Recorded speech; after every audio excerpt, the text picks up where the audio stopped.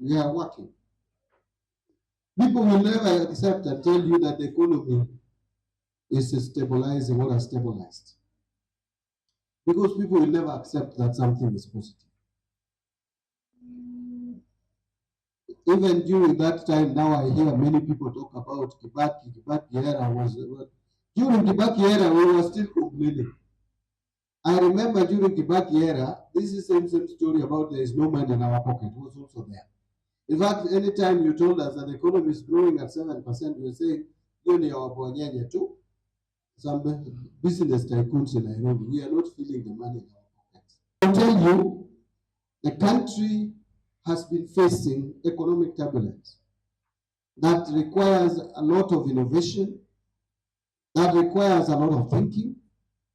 And I will tell you, just last night, we worked on a program of making sure that we liability manage a debt that is coming up for payment in 2028. Because again, if we just wait until 2028 to come, only this year we managed the debt of 2027. It was $900 million. We paid off almost 600 million. We were left with 300 million, which we paid 100 million this year. We are paying in May 100 million and then another one, 2027, 100 million. It will not put a strain now on us as it would have done if we waited until 2027. Now the 2028 one, $1 billion is not small money. If we wait for that time to come, what would happen? What would happen is very simple. You'd send the signals that Kenya is going to default. The moment that signal is sent into the international market, the net effect of that is that the shilling will lose ground to the dollar, like it happened last year. So when you hear people in funerals, the economy is not managed in funerals. The opinion about the economy is given by people who understand the economy. So we are doing our best. I don't want to bore you with the numbers and figures and statistics and all those terminologies, but just if you can forget everything else, just remember that Mbadi said our economy is doing very well. The media is the voice of the voiceless. If you don't do it right, then definitely people will suffer. Whatever you do will also define a future generation. Apart from being a media person, you have a family. And you want the growth of your family.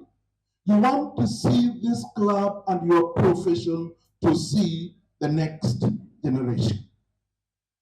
And it will only happen if you are of high integrity. I know that the media and the journalists, they have suffered in the past, and this is not history. One, journalists have also suffered at times in the hands of government. True or false? We have witnessed some forms of harassment.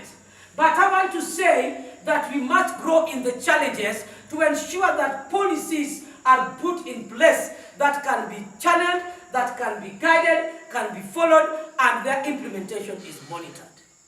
I want to say that even when the country is having grievances in terms of salary, in terms of employment, in terms of lack of implementation of issues of policy and bills in the parliament, the journalists make everything to be visible. But I want to caution that we must not champion also propaganda in the social media, because a country can burn in 1 second when we champion propaganda in our news, in our communication, in our radio system. I call upon the CS to help us achieve is establishment of a media hub. That is a digital content production hub, so that on a daily basis, we know where we can go, look for the content from our sources, but go and work on it from editing to dissemination of that content.